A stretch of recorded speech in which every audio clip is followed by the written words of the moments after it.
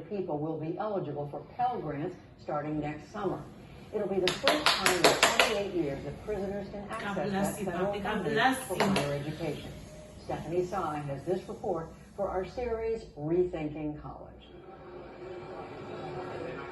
Pedro Rivera is a senior at Pitzer, a private college in Claremont, California, with a picturesque campus that Rivera has never stepped foot on.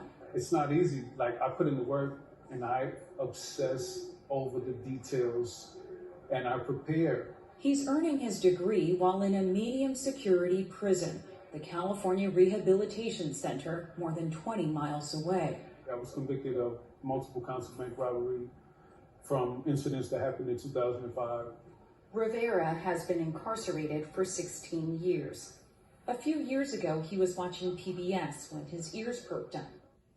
It was a PBS series called College Behind Bars, featuring Bard College's prison initiative in New York State.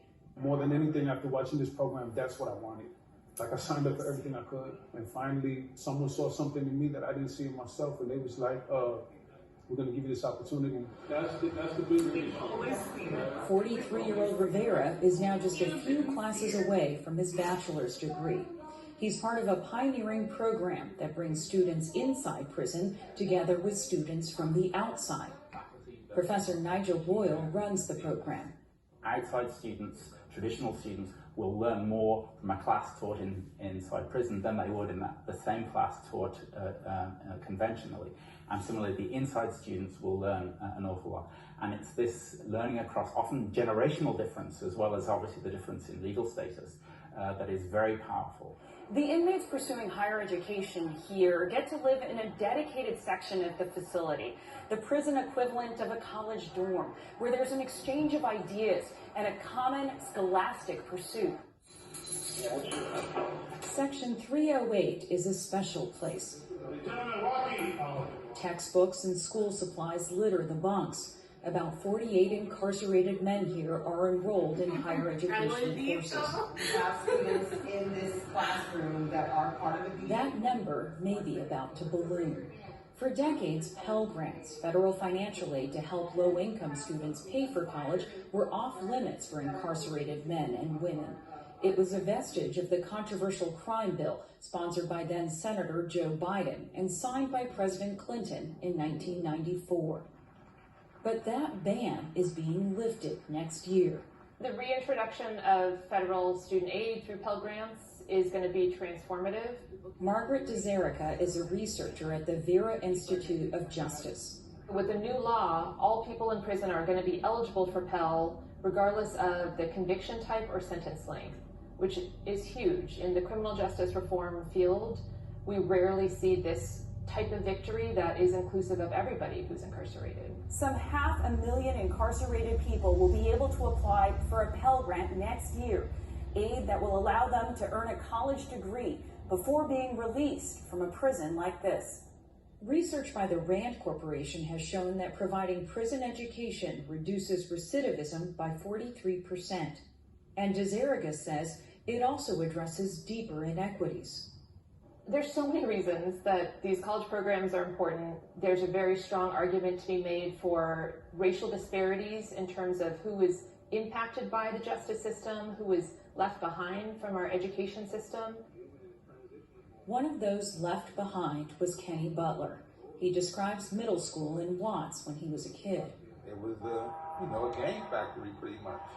They had the LAPD on campus in a middle school, which was unheard of before, but they actually had the LAPD at this campus. Jumped by a gang when he was only 10 years old, the script was written for him. A lot of people are forced to be a part of the gangs. They may not want to, but you get jumped on enough times, you're going to be looking for protection from somewhere. He was 12 when he first went to jail.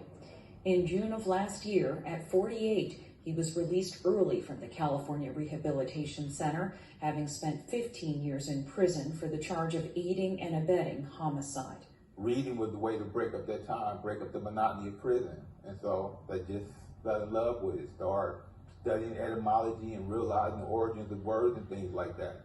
Butler became a standout scholar, earning his associate's degree from Norco College and graduating from Pitzer with his bachelor's degree.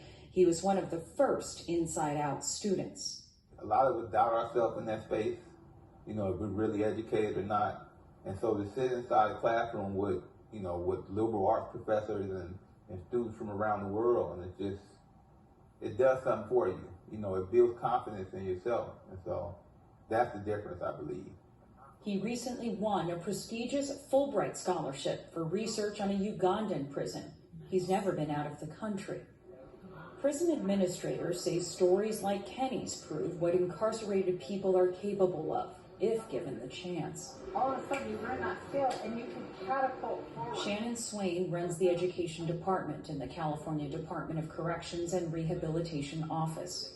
Correctional education is transformative, and higher correctional education it's mind-boggling what you see in the classroom.